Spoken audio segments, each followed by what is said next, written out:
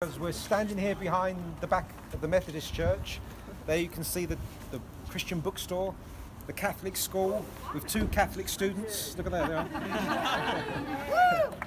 But this used to have 600 Catholic boys coming out.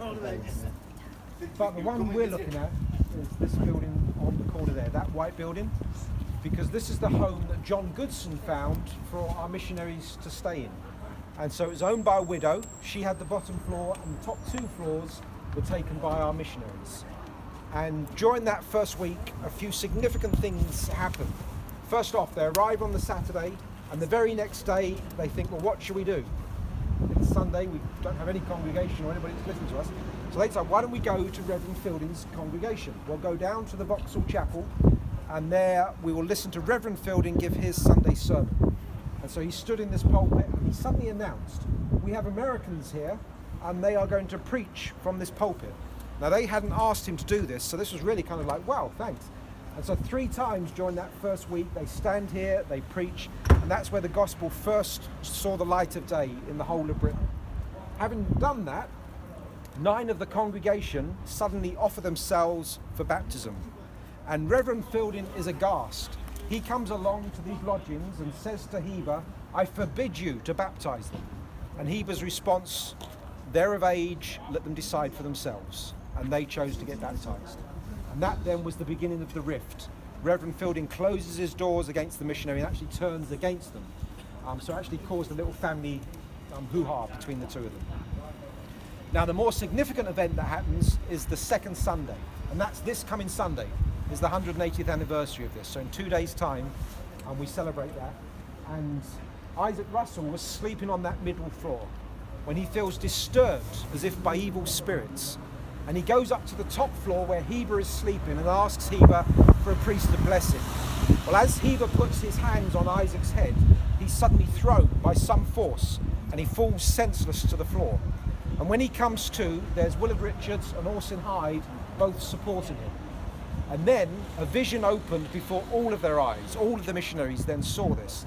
They said it wasn't against the windows, but it was against the wall.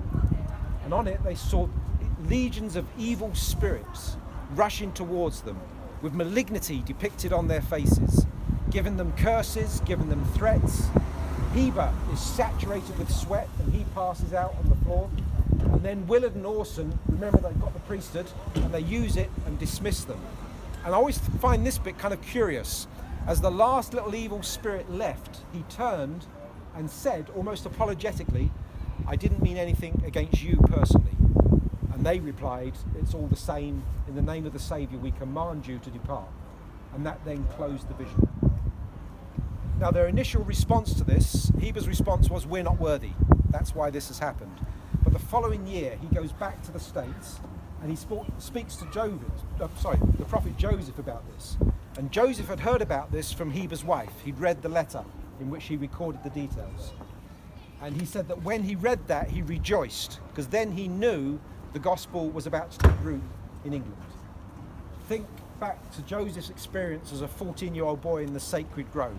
Here he is about to utter this amazing prayer, and in steps the adversary to try and bind his tongue and stop that from happening. Likewise, they were aware that this was going to be a mission that changed the church. So he tried to step in, scare them off, make them pack their bags and leave. That was, right, mate? So that was the end of that experience there. When I moved up here 19 years ago, this was up for sale. And the local newspaper did a full-page article on it. And the masthead said, House of Devil, up for sale. And had a little devil with horns and a pitchfork kind of standing there, which probably didn't help the owners to move it on too swiftly. But it's been empty ever since, and it's currently, there are members actually who are interested in buying it, but the current owner's got a court order which stops it being sold.